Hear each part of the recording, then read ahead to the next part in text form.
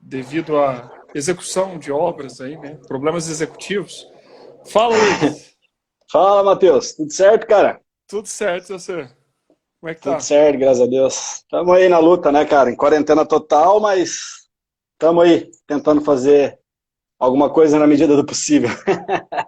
Hoje o feriado no meio da quarentena, né? Não muda nada, né? O cara continua em Pois, casa, né?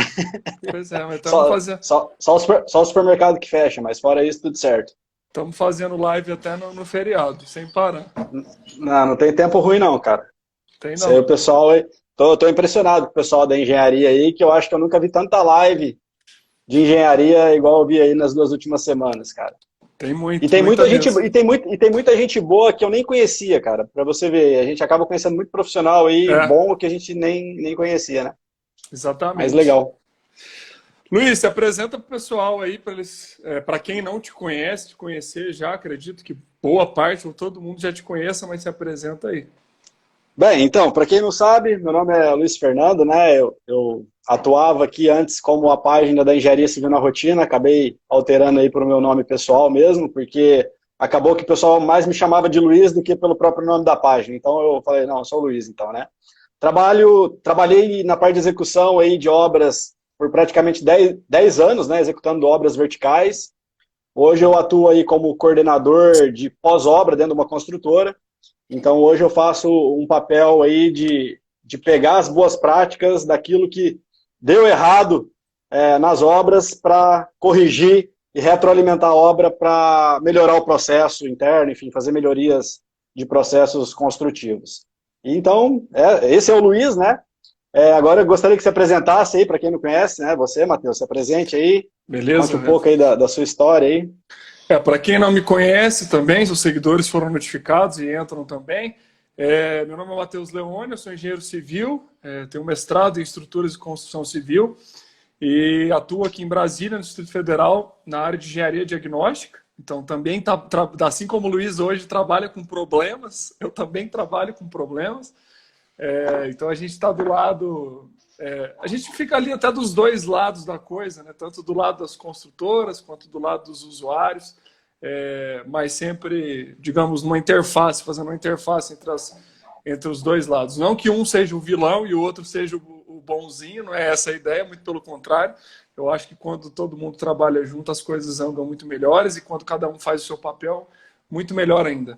Né? Então, hoje a gente trabalha principalmente com laudos aqui, então vemos muitos problemas também. Então, a ideia é exatamente a gente trazer esses problemas hoje, só que com foco na execução. Né? Então, até na empresa, na Temporim Engenharia, a gente também faz o serviço de fiscalização de obras. Então, as fiscalizações que eu pego, por exemplo, eu sou bem chato mesmo, sou bem cri-cri, vamos colocar assim, porque a gente está acostumado a ver muito problema nos detalhes, né, que não são feitos e tudo mais. Geralmente o problema ele não vem do maior, ele vem do detalhezinho que não é feito. Então, a gente pega muito no pé nas obras que a gente fiscaliza dos detalhes. Então, é o detalhe da manta, do cantinho, é o detalhe do ralo, é o detalhe do... Enfim, porque se o detalhe não for olhado, o problema vai lá depois. E como a gente está acostumado a ver os problemas, a gente já vai lá e fica incisivo na hora de executar para que não aconteça a mesma coisa que a gente já viu em um determinado momento, né, numa inspeção. Luiz, vamos começar aqui então. Acho que é Vamos legal lá. a gente dar fazer o seguinte, a gente começar dando um panorama geral dos principais problemas executivos aí, então falar o principal e depois a gente ir pelos sistemas, né? A gente pode fazer assim, acho que fica legal. O que Pode você ser. destacaria como os principais problemas hoje devido a erros executivos que causam transtornos posteriormente lá para o usuário? Olha, hoje eu vejo que a maioria das construtoras, né, pelo que eu tenho acompanhado aí nessa minha caminhada, elas não investem em um item que eu considero essencial para qualquer empreendimento, né, qualquer obra, né, que se chama projeto. E quando eu falo em projeto, eu não estou falando num projeto, num rabisco, né, algo só para ir lá fazer, para falar que tem, que fica lá engavetado, né. Hoje os projetos eu vejo que eles são muito deficientes, alguns projetos são muito deficientes, né? E a própria empresa, né, ela acaba não investindo tanto em projeto por considerar um custo. tá? Então, quando isso cai lá para o engenheiro da obra, o cara ele fica sem saída, né? Ele tem que tomar decisões na obra que não era para ele tomar, né? Então ele vai, às vezes, ou pela opinião de um fornecedor, ou ele vai pela opinião do mestre que está lá, que fez 30 anos assim, que às vezes fez 30 anos errado, né?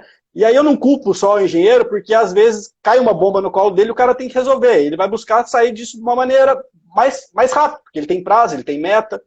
Então, investir em bons projetos, isso afeta, eu vejo como um todo a obra, tanto a parte de custo, porque para você ter um orçamento correto, você precisa ter bons projetos. Para você conseguir executar a obra com melhor qualidade, você precisa ter bons projetos. E aí você falou no início da live ali de um item muito importante, que são os detalhes, né, que muitas vezes não são contemplados no projeto, né? Então, aí, como você falou, a gente bate cabeça, errou, aí vai descobrir o erro, foi porque o canto da manta que ele não fez o arredondamento correto, ele deixou em 90 graus. Então, esses pequenos detalhes faltam nos projetos, e aí às vezes cai lá no colo do engenheiro, que vai tomar uma decisão imediatista, que nem sempre é a mais correta, né? E aí você joga a bomba no colo de um engenheiro que às vezes é recém-formado, que não tem experiência, que ele vai acabar ouvindo ali o fornecedor dele que falou que é assim, que fez assado, e ele acaba não partindo para o princípio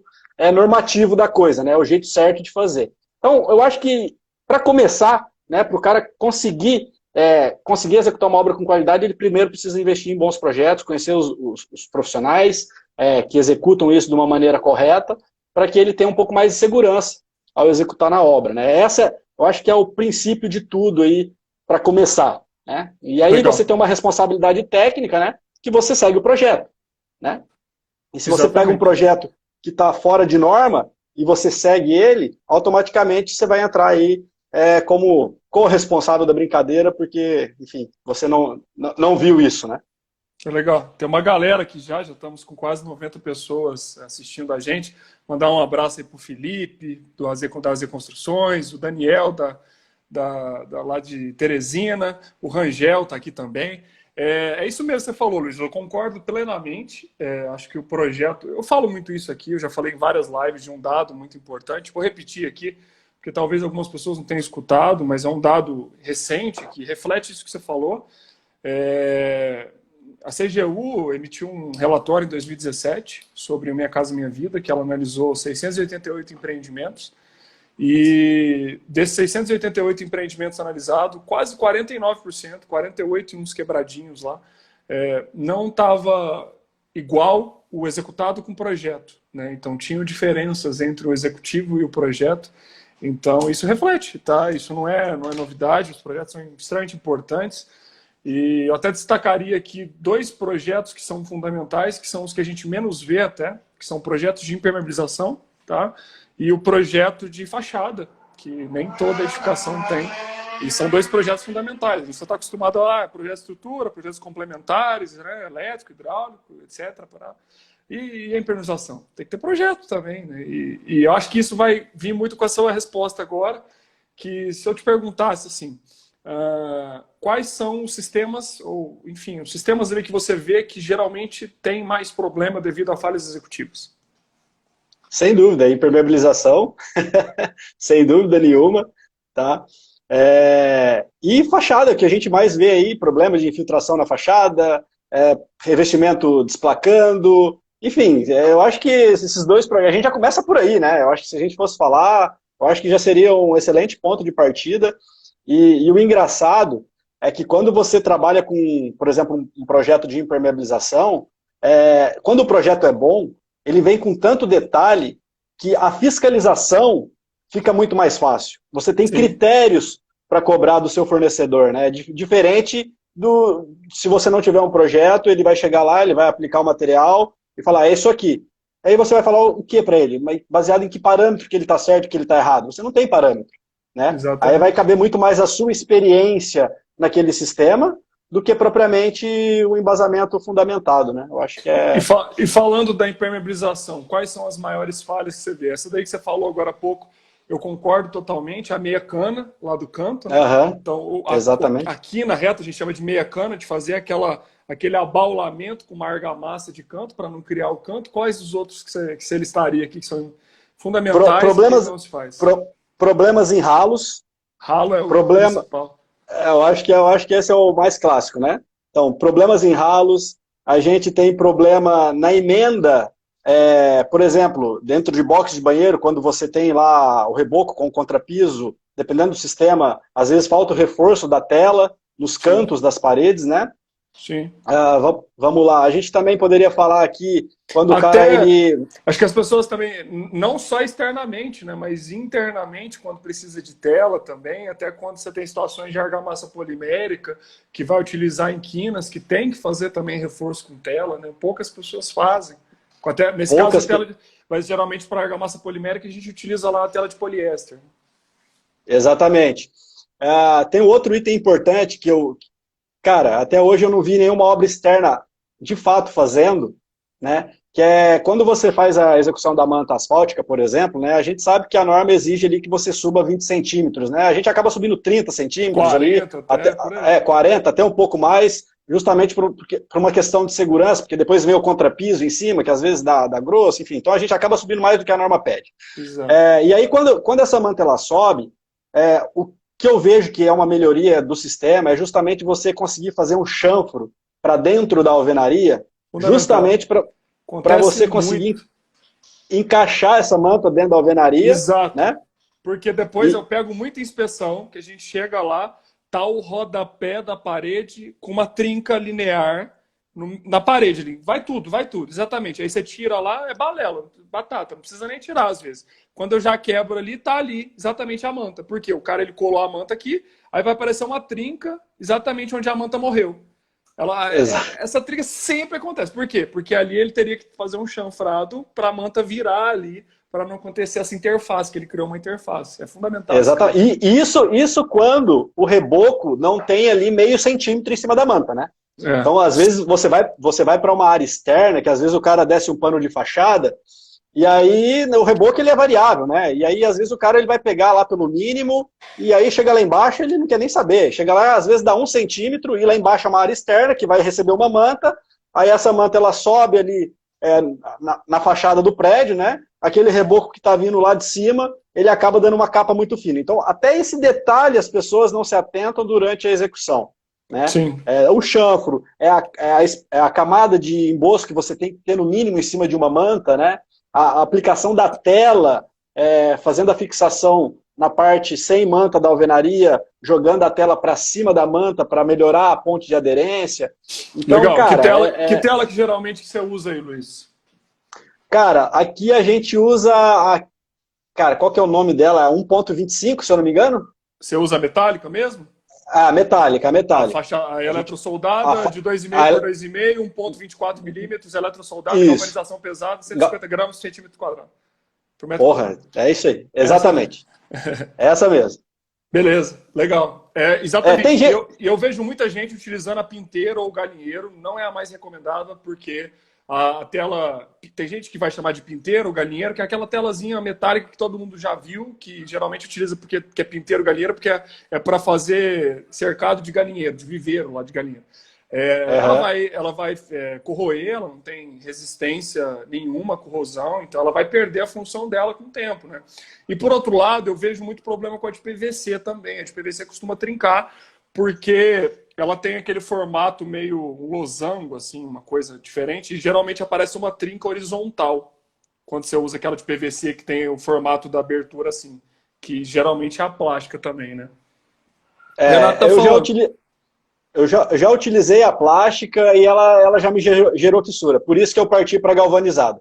Isso. E aí tem que ter o cuidado. E aí entra um cuidado, né? Porque dependendo de como o cara vai assentar essa tela, ele pode acabar furando a manta, né?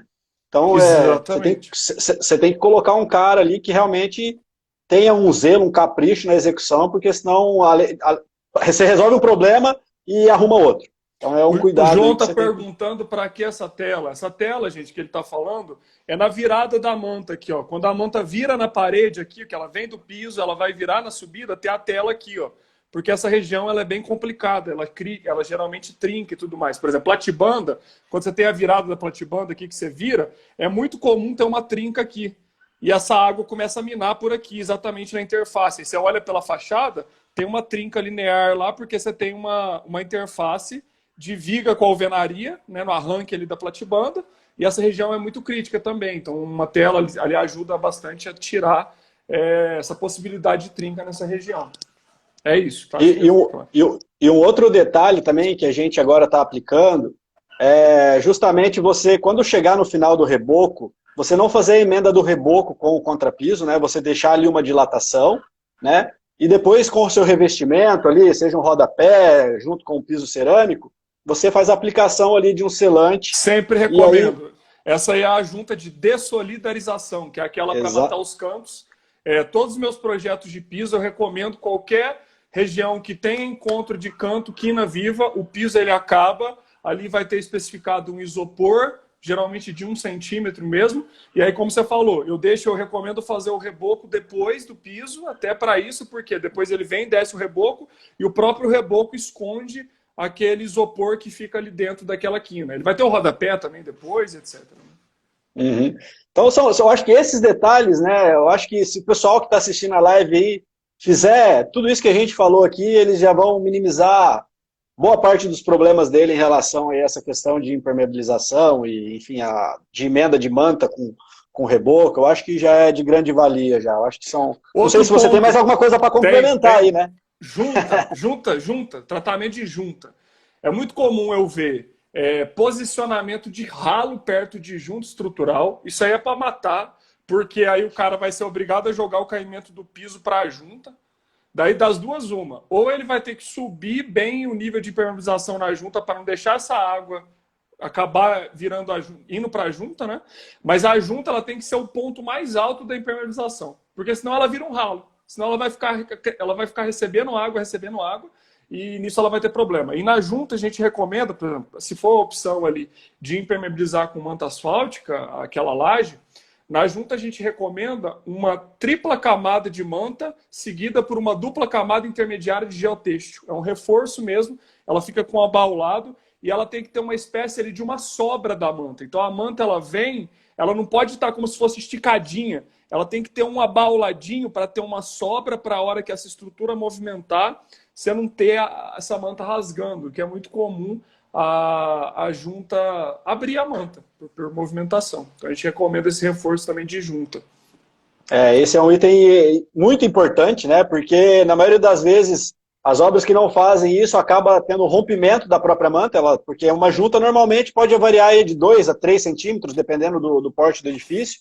Né? Então você imagina essa manta, né, esticando de 2 a 3 centímetros, ela não vai suportar, ela não foi dimensionada para isso. Então Exato. É um ponto de fato crucial aí para se atentar também dentro do canteiro de obras. Né? Isso Sim. Só de manta. Né? Então, só de manta aí a gente já falou, olha, sei lá, umas 8, 10 coisas aí que o cara tem que se atentar. Né? Pois é. Foi bastante. Né? A diferença de nível também, de piso, é fundamental para não gerar problema e tudo mais. Exatamente, cara. Até ter a subidinha ali, quando você tem, por exemplo, uma porta-janela, uma sacada, entrar para dentro do contramarco ali, né? Aqui a gente costuma entrar 2 centímetros, a gente não entra muito aqui, tá? Eu já vi a norma, se eu não me engano, antigamente a norma pedia para entrar 1 metro para dentro.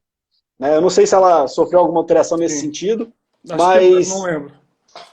Mas aqui, quando a gente fez a aplicação de 1 metro da manta, a gente teve problema dessa água percolar para dentro para esse 1 metro da construção. Então a gente hoje acaba passando aí 1 a 2 centímetros. Isso é experiência prática que eu tenho, tá? Que resolveu 99,999% dos problemas. Um outro problema também que acontece, na verdade é uma coisa que evita muito problema e que poucas pessoas fazem, que é uma tal de uma camada que chama camada separadora. Né? Eu vejo muito erro executivo do primeiro ponto. Então, muito erro, principalmente em cômodo interno.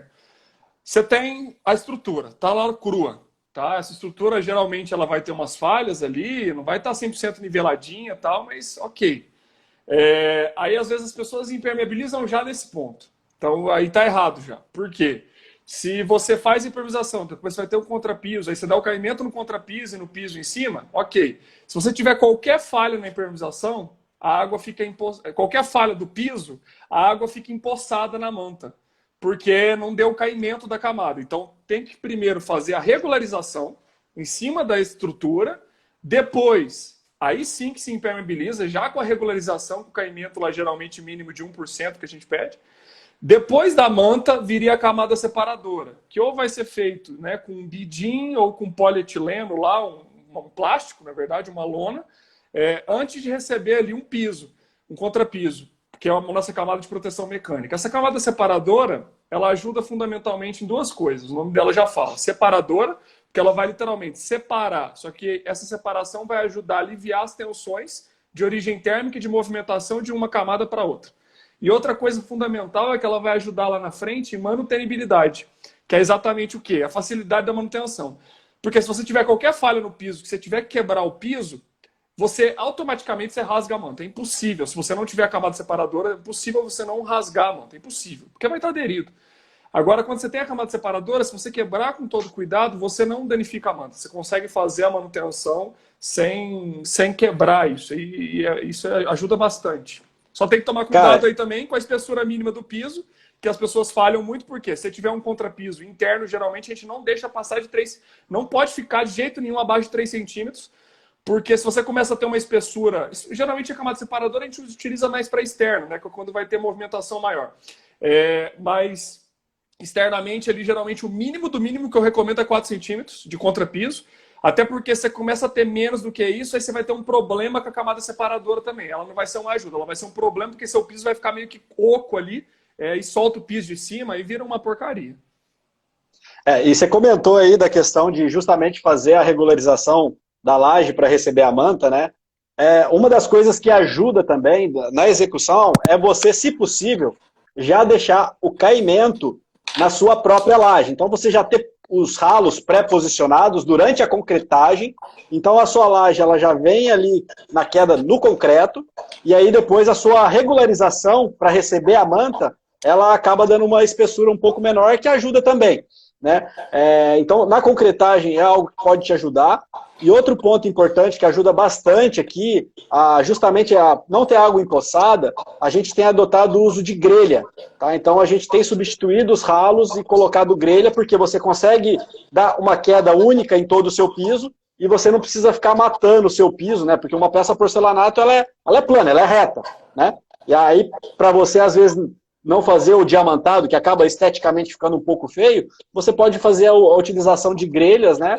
E aí a água é direcionada para um lugar só e você acaba com esse problema. Pelo menos para a gente aqui tem surtido efeito essa aplicação e é algo que eu, se fosse recomendar, eu também acho que ajudaria bastante aí o pessoal que está nos assistindo. Exatamente.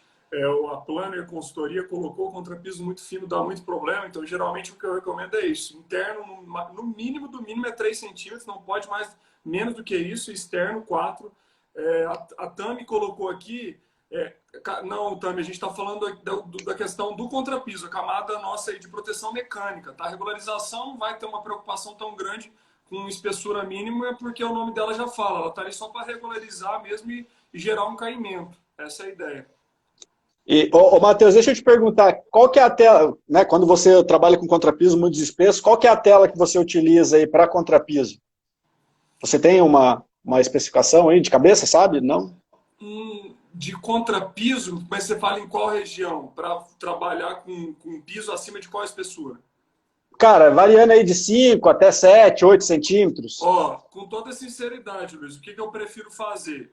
Quando eu tenho uma camada de piso que vai ter que subir muito, eu prefiro colocar um material mais leve embaixo do que jogar um contrapiso maior para trabalhar com tela, tá? Mas, no geral, situações que tem tela, a gente especifica a tela viveiro para contrapiso mesmo. Não tenho grandes problemas em especificá-la, não. Tem situações que geralmente vai tela, que eu já especifiquei, foi alguns casos que tinha manta acústica, tá? Que pede tela em algumas situações, é mais para essas assim.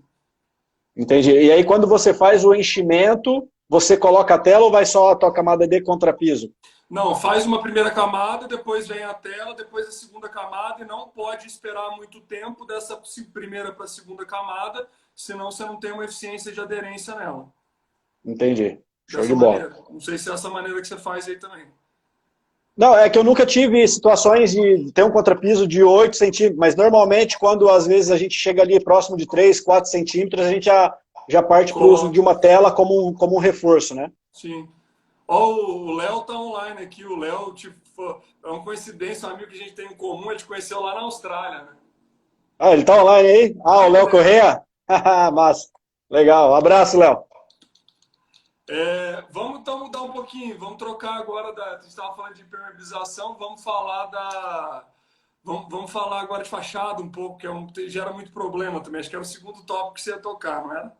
Pode ser isso aí. Vamos lá. Quais são os maiores problemas executivos que você tem visto aí em fachada, Olha, relacionados à execução? rela- cara, erro de traço, né? Então, às vezes o pessoal erra o traço, por exemplo, de um chapisco, ou às vezes até acerta o traço, mas a cura é de uma forma ineficiente, né? Porque normalmente o que acontece? É mínimo 3 dias, né? Eu, particularmente, se possível, deixo até 5 dias para garantir. O Renato está falando aqui, só para a gente fechar o assunto, tem uma tela assim que seria melhor para essa situação de contrapiso, tá? Que, se eu não me engano, ela é de PVC também. Tem da Saint-Gobain, mas não é só da Saint-Gobain. Ela tem aquele formato, meio assim, ela tem esse formato assim da, Trapezoidal? da malha dela, exatamente. Então, essa tela também é uma boa para essa situação e ela é específica para essa situação de contrapiso. Ah, legal. Show de bola.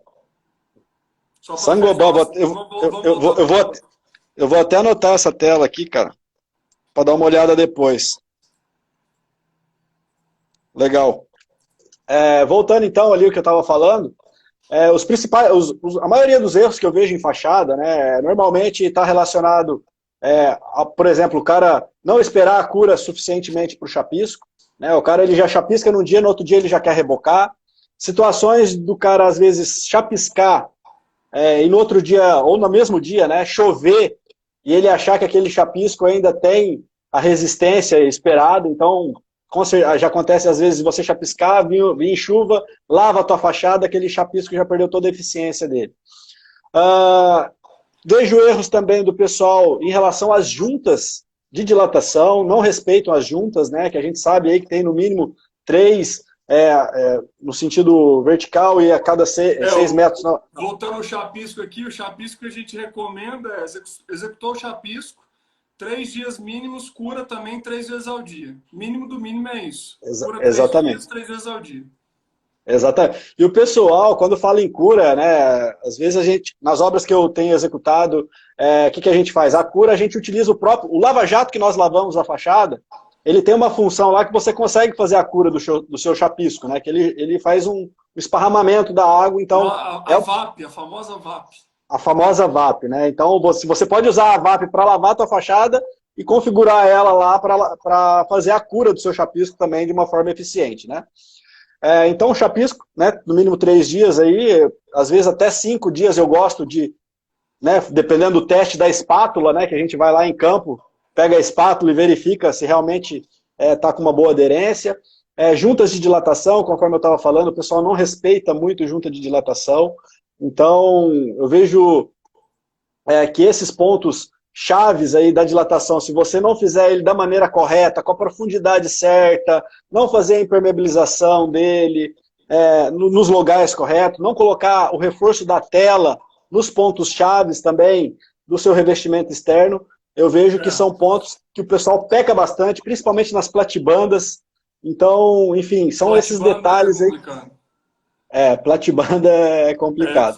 Falando dessa junta, né, pessoal? Essa junta aí que a gente tem de movimentação de fachada, o que a gente especifica é uma junta horizontal a cada, no máximo, 3 metros, então fica uma a cada pé direito ali, uma a cada andar, e juntas verticais espaçadas em, no máximo, 6 metros horizontalmente, né? Então, a gente tem que lembrar que a junta ela está ali exatamente para fazer com que o revestimento ele possa movimentar. Porque se você tem um pano contínuo de revestimento, a tendência é que ele vai movimentar, então você quebra essa movimentação pela junta.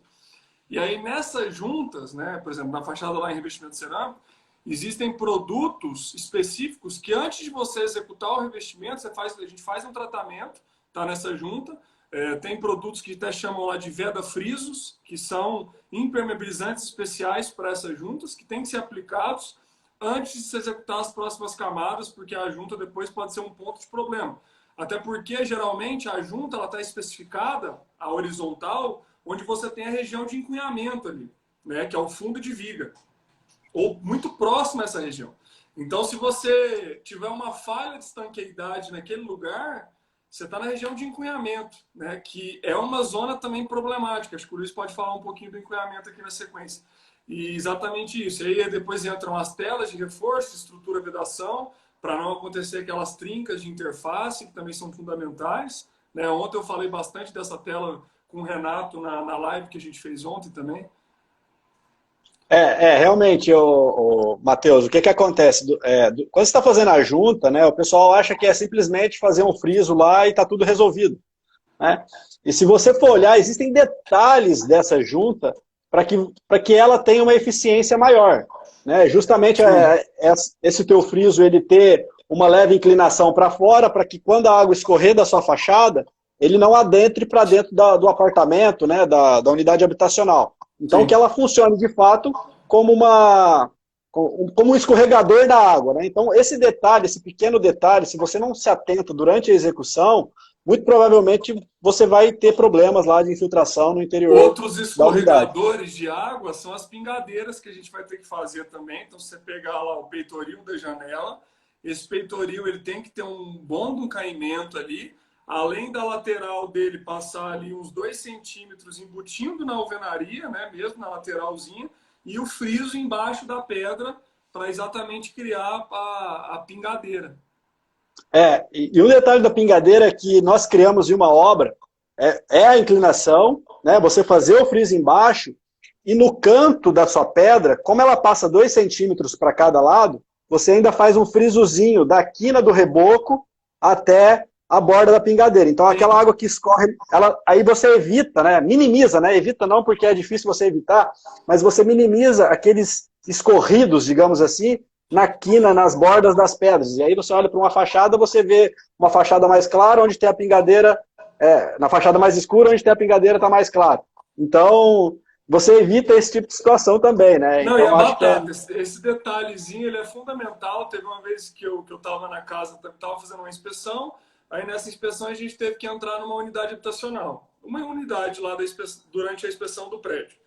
Aí o morador falou, Matheus, eu olho toda vez para a fachada, eu conto ali umas 3 janelas que tem uma mancha preta embaixo. Por que só... E uma das 3 é a minha. Por quê? Aí eu fui lá, a hora que eu passei o dedo, não tinha o friso. Então colocaram a pedra e esqueceram do friso dele. E fica, não tem como, porque a água ela vai escorrer, ela passa pela pedra e ela começa a escorrer ali embaixo. E esse escorrimento, com o tempo, fica uma mancha preta, principalmente se a fachada for mais clara, aquilo ali fica muito evidente. Ficou muito evidente. Exatamente. Então, são esses pequenos detalhes, né? Principalmente para o pessoal aí que está iniciando a sua carreira, muito provavelmente não deve ter visto esse tipo de coisa na faculdade. Eu, particularmente, não vi esses detalhes na faculdade, né? E aí a internet ela é legal justamente por isso, para você trazer um pouco dessa experiência e mostrar para esse pessoal aí que tá acompanhando, que de repente nunca viu esses detalhes, né? Para pelo menos ter a consciência de que eles existem e que é possível você melhorar isso dentro do seu canteiro de obras, né? Quando eu me formei lá atrás, eu não tinha esse acesso a essa informação, então eu errei bastante. Aí a gente erra, se a gente não tem acesso à informação de qualidade, a gente acaba aprendendo com os erros. E os erros dentro da construção civil são erros muito caros, né? Então, é importante o pessoal que está assistindo aí ter essa noção, essa consciência, né? Justamente para a gente conseguir melhorar aí um pouco dessas obras no Brasil, né? Você mesmo também, tem visto, né, isso? A gente falou da pingadeira embaixo, aí na parte de cima da janela, se ele fizer ela reta aqui, a água começa a voltar. Então o ideal é ter a inclinação para cá, porque a hora que a água quer voltar, ela pinga aqui. Né? É fundamental também. Exatamente, exatamente. E outro detalhe também, né, que o pessoal às vezes erra aí, é na hora de fazer o requadro da janela quando está rebocando, ele não deixa desalinhado 3 milímetros. Aí o pessoal, na hora de instalar a esquadria, não consegue. Né? Então, esses pequenos detalhezinhos aí que também acaba fazendo diferença bastante. Faz muita, faz muita. E você quer listar mais alguma outra coisa, Luiz? Fora de impermeabilização e revestimento? Olha, deixa eu ver se eu lembro de mais alguma coisa aqui. Eu acho que a gente já falou quase de tudo aí, desses dois itens importantes, né? Se quiser reforçar alguma coisa aí da Platibanda, Os outros principais detalhes. acho que já foram, né? São os problemas que geralmente eu mais vejo também. É. Fica muito nessa linha. Claro, tem outros, né? Enfim, mas eu acho que Ah, a gente for puxar. Fala. e aí, eu acho que outro item importante é você fazer, né, durante a execução do seu revestimento externo, o teste à percussão, né? Para verificar se algum ponto da sua fachada de fato não ficou com uma má aderência, com algum problema. Não, é Então, acho que isso é fundamental. válido já na fase de execução, para depois você não ter que fazer isso depois da obra pronta, com o pessoal já morando, e fora o risco, Fundamental. né, de cair, matar alguém, enfim, um acidente mais grave. Então, acho que esses Fundamental. aí... Acabou de fazer o embolso, tem que fazer o teste percussivo do embolso e depois, quando acabar de fazer o revestimento todo, fazer o teste percussivo do revestimento todo. E lembrando que a 13755 ela coloca que você tem que fazer o ensaio de resistência de aderência à tração como forma de aceitação do revestimento também. Tá? Tanto do embolso quanto da camada externa, que seria lá o nosso revestimento cerâmico. Ela coloca até uma área relativamente grande, então ela coloca que você tem que fazer um ensaio, lembrando que o ensaio ele tem 12 pontos de arrancamento, né? Eu já postei, talvez quem não estiver visualizando esse ensaio, como não tem como a gente mostrar aqui, vai lá no meu perfil depois, que semana passada eu postei sobre esse ensaio, e ela pede que você faça um ensaio desse a cada 2.000 metros quadrados de fachada, tanto de resistência superficial do embolso, que seria colar a plaquinha direto no embolso e puxar, sem fazer pré-corte, quanto da placa cerâmica em si, que seria fazer um pré-corte na região entrando, a hora que encosta na argamassa colante já para poder testar a aderência da placa no restante das camadas ali. Então, a norma recomenda.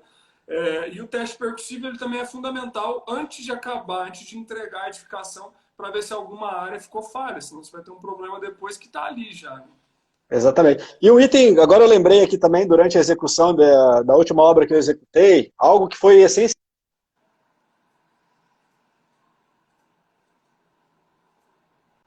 da aplicação do sistema de revestimento que nós iríamos usar. Então, o que a gente fez? A gente pegou lá a pior fachada do nosso edifício, né, o que recebia maior insolação, enfim, a pior fachada. A gente foi lá e criou um painel protótipo. Então, lá a gente fez o teste do traço do nosso chapisco, do traço da nossa argamassa, e aí ali a gente conseguiu verificar qual que para que ela se definiu isso. Não sei se caiu ou Travou, não. Luiz. Tá me ouvindo? Tô ouvindo.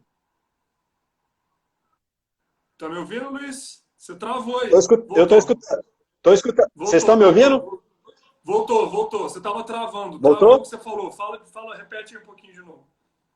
Tá, então o que acontece? O que a gente fez lá? Né? A gente criou, então, lá no nosso edifício, que a gente ia iniciar o revestimento. Então, um mês antes, nós nos organizamos para criar alguns painéis protótipos. Né? Então, nós escolhemos lá a pior fachada do edifício, né? O que recebia mais insolação, e criamos alguns painéis para avaliar qual seria o traço, o melhor traço para a nossa fachada. Então, lá nós avaliamos o chapisco, nós avaliamos a argamassa, e ali nós fizemos todos os testes para identificar qual que se comportava melhor para aquela situação, e a partir dali nós decidimos qual a melhor argamassa que nós íamos usar, qual o melhor traço que nós íamos usar, qual o período de cura, enfim, ali nós tiramos a base para todo o nosso edifício. Então, se você tiver a possibilidade de fazer painéis protótipos antes de iniciar a execução, já é de grande valia, porque ali também você já pode, inclusive, fazer os testes de arrancamento para Exatamente.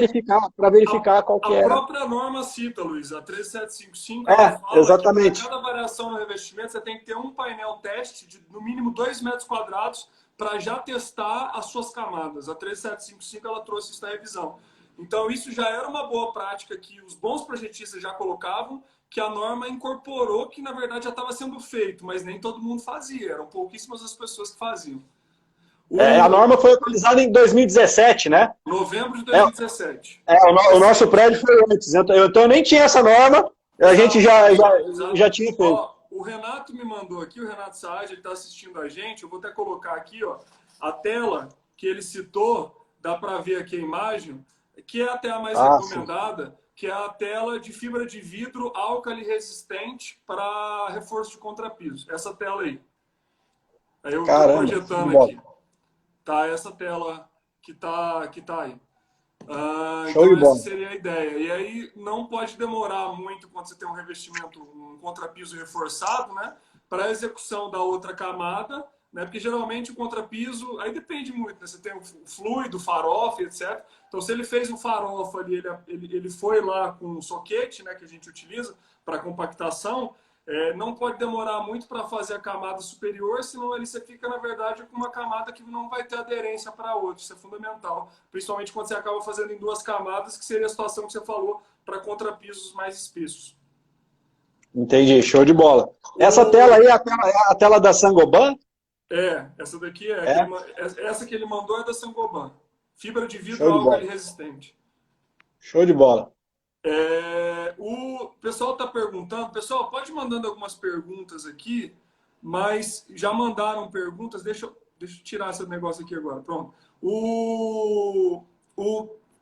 Estão perguntando, ó, coloquei aqui, ó. Luiz, o que você teria a falar sobre verga e contra-verga?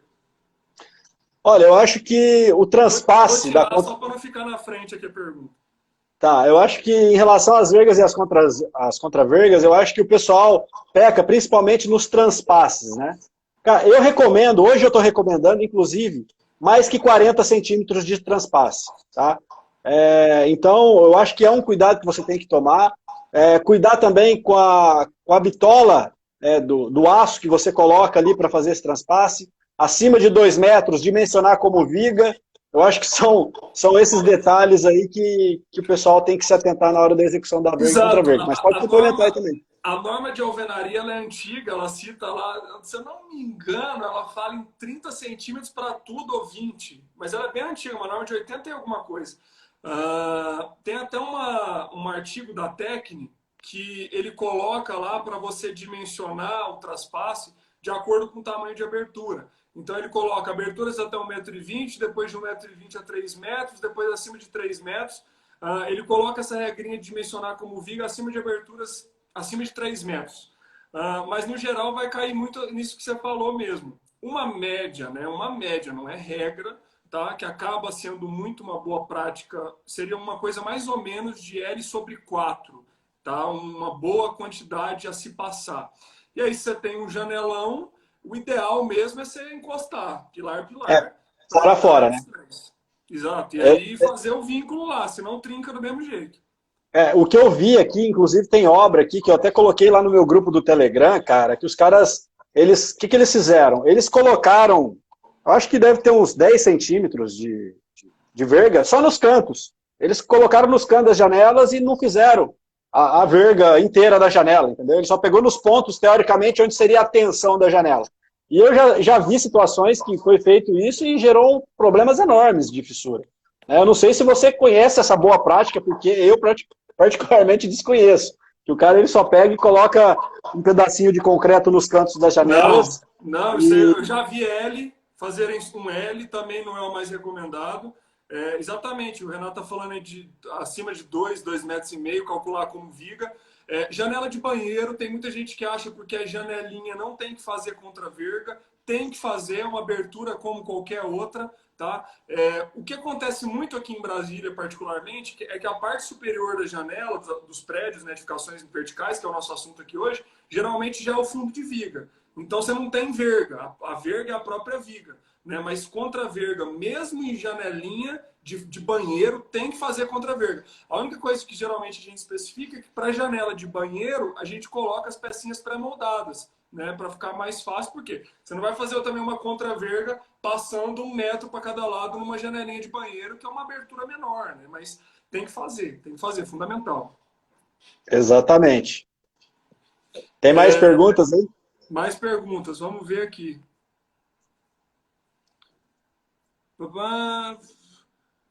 O Jeff está perguntando aqui.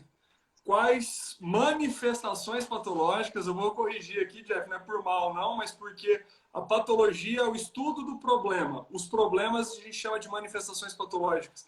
Podem ser desencadeadas pela falta de compatibilização dos projetos. Olha, eu acredito que tem vários fatores aí que, né?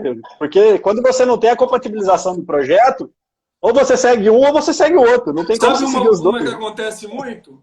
Abertura em viga. O cara faz cada rombo em viga lá que é uma benção. Exatamente, cara. Então, e aí o que acontece? Às vezes eu já peguei situações que o pessoal não deixou a passagem em uma viga de transição, e aí eles tiveram que passar o cano por debaixo da viga. Só que o que acontece? O pé direito já era muito pequeno, que era uma viga de 90. E o pé Putz, direito, então aí não passava carro quase. Dependendo da altura do carro, ele não conseguia passar.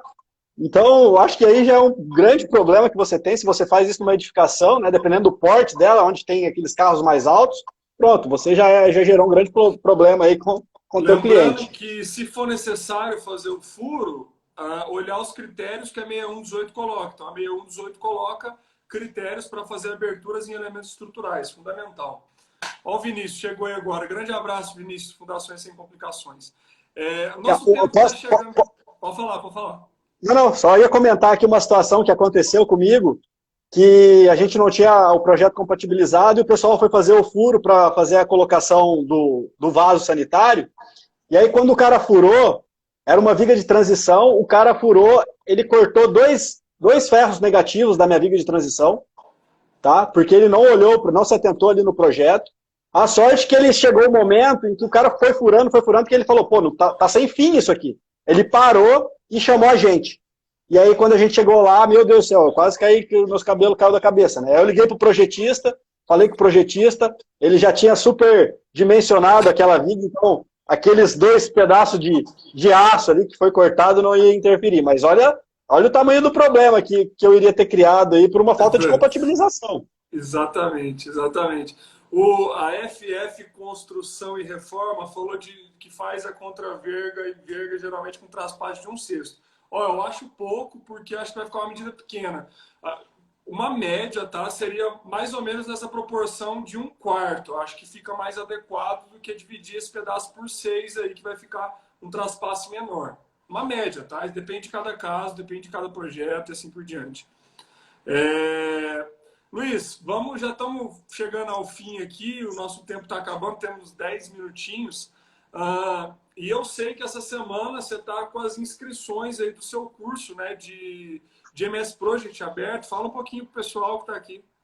Exatamente, eu estou com o curso aí aberto, até hoje, inclusive, hoje encerra as inscrições, né, com o preço promocional de pré-lançamento que eu lancei. Né? Então, é um curso de MS Project que vai ensinar você MS Project do básico até o avançado, né? Para quem trabalha com gerenciamento de obra, gerenciamento de projetos, planejamento de obras. Então, eu acho que é fundamental o conhecimento desse software, que é uma ferramenta que te ajuda muito a manter o controle das atividades dentro do canteiro. E de bônus, eu estou com... De bônus desse curso hoje ainda, tem lá planejamento de obras verticais, onde eu explico de maneira geral, assim, como que eu aplico o planejamento nas obras que eu gerenciei. Então, é um curso super bacana, está com super desconto, tá? O link está na minha bio, então quem tiver interesse pode me mandar um direct ou pode entrar ali no link da bio, acessar lá, que vai até hoje às 23h59. Então, esse é o recado e eu sei que você também aí logo mais vai estar com lançamento aí de um curso também, né? Isso, vamos lá. Deixa eu falar um pouquinho aqui. O Thiago está perguntando aqui. Thiago, não vai dar tempo de falar porque o nosso tempo está acabando mesmo. O Instagram vai cortar daqui a pouquinho. Ele está perguntando o que a 6118 coloca. Tem um post meu no meu feed que eu já fiz há um tempo sobre isso. Então, se você voltar, eu listo todos os itens que a 6118 coloca. Eu fiz um resuminho no post. Fica mais fácil até de olhar lá. O Sandro está perguntando aqui se é 1/4 para cada lado. Isso, Sandro, tá? Para cada lado da abertura, quando a gente fala aqui de verga e contra-verga. Até o Alberto colocou aqui que também faz 1/4 e nunca teve problema. Inclusive, eu tenho uma live com o Alberto, que vai ser pelo YouTube. Eu vou anunciar isso possivelmente já amanhã, segunda-feira, tá? A gente vai falar sobre reforço com fibra de carbono. A gente vai ter uma aula dele, que ele é especialista com reforço de fibra de carbono. Amanhã, eu tenho aqui também uma aula ao vivo com o Rodrigo Nunes, onde a gente vai falar de um assunto muito pertinente com relação ao que a gente está falando aqui hoje. Amanhã eu e o Rodrigo Nunes, às 2h, a partir de 2h no YouTube, a gente vai falar sobre manutenção, pós-obra, assistência técnica tá? E todos os problemas relacionados a essa área. A gente vai dar um aulão amanhã pelo YouTube. E é isso, de lives. Tem mais lives semana que vem. Inclusive, ontem eu fiz uma live com o Renato, que está aqui assistindo a gente. A gente teve um problema, o Instagram bugou, a tela ficou verde. Várias outras lives também ficaram. Então, a gente resolveu remarcar. A gente vai ter uma aula ao vivo também pelo YouTube na próxima quarta-feira, 20 horas, falando sobre trincas e sistemas de recuperação de trincas. Ontem a gente teve um público gigantesco nessa live e, infelizmente, o Instagram bugou e a gente resolveu fazer essa outra live.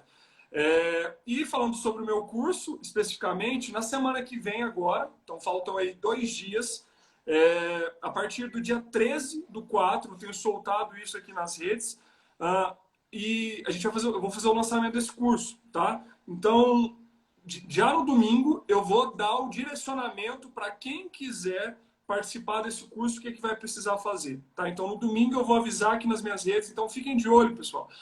Ativem as notificações para que vocês possam receber os meus recados também. Porque eu não sei se vocês sabem, mas o Instagram ele não entrega tudo aquilo que a gente posta para todo mundo, tá? Então, se você tem interesse pelos assuntos que eu falo, se você tem interesse pelos assuntos que o Luiz fala, né, vai lá no nosso perfil, tem um botãozinho seguindo, clica lá e clica no botão ativar as notificações. Porque você passa a ser notificado daquilo que a gente posta, tá? E respondendo aqui, tanto o curso do Luiz, que ele está aberto agora, ele é online, quanto o meu também é um curso totalmente online. O meu curso ele chama Engenharia Diagnóstica na Prática, tá? Então, só de módulos, são mais de 60 módulos que eu coloquei de aulas lá. Tem muita coisa, são 15 bônus de palestras de pessoas que eu admiro demais e mini cursos que eu coloquei. Enfim, domingo eu vou falar um pouco sobre isso já. E vai ser totalmente online, tá? Um curso totalmente prático, então é um curso mostrando aquilo que eu vivencio. Então, quando eu vou falar de um problema de impermeabilização, eu não vou falar só do problema, eu vou mostrar o problema. Assim como é o curso do Luiz também, que ele tem na área de execução, que não está aberto agora, então quem não comprou perdeu, né? Vai ter que esperar a próxima turma dele aí, desse curso. Fala até desse curso aí, Luiz, para o pessoal saber do seu curso. Esse é um curso que eu tenho aí, já tem praticamente um ano, é o Gestão e Técnicas Construtivas, que eu ensino como que o engenheiro de obra ele precisa saber, né? Desde da questão de liderança dentro de canteiro, como que ele tem que se comportar para atingir resultados, assim como também as boas práticas das técnicas construtivas que eu vivenciei, que eu tive problema e como eu resolvi e como que você precisa fazer para não ter o problema e não passar pelo que eu passei. Então foram 10 anos de obras aí que eu embuti dentro do meu curso, que infelizmente agora está com as inscrições fechadas, mas provavelmente mais para frente aí a gente vai abrir uma nova turma. Mas aproveita do MS Project, é uma ferramenta fundamental. Do MS Project hoje está aí até hoje, às 23h59 a gente está com essa promoção, depois o preço vai subir e aí infelizmente eu não vou conseguir mais segurar. Porque é de pré-lançamento. Perguntaram de preço, você fala o preço aqui pro pessoal, Luiz?